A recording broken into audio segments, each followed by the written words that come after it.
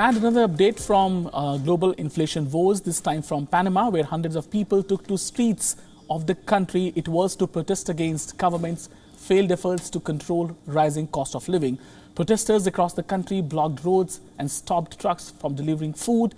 It's a pressure tactic that has been increasingly used since protests broke out 2 weeks ago. Inflation in Panama has accelerated to 5.2% in year through June. Protesters are also demanding government to curb public spending. This comes along with calls for new investments in health and education and a growing demand to put a stop to corruption.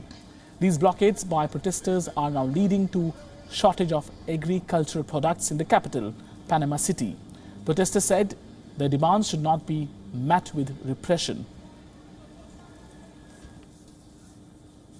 Hemos puesto la condición al gobierno que si quiere hablar con los representantes del pueblo tiene que parar la brutal represión que hay en Santiago o en cualquier otra parte del país.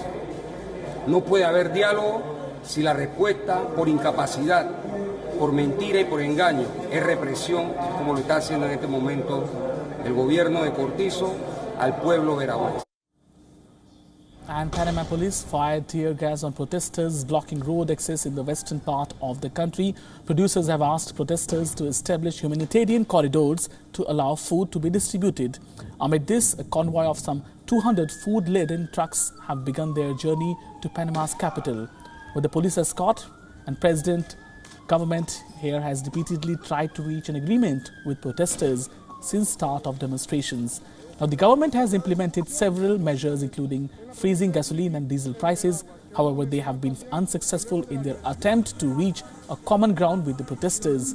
The government has said the losses due to these protests have neared $500 million. They have also continued to express their desire for dialogue with the unions.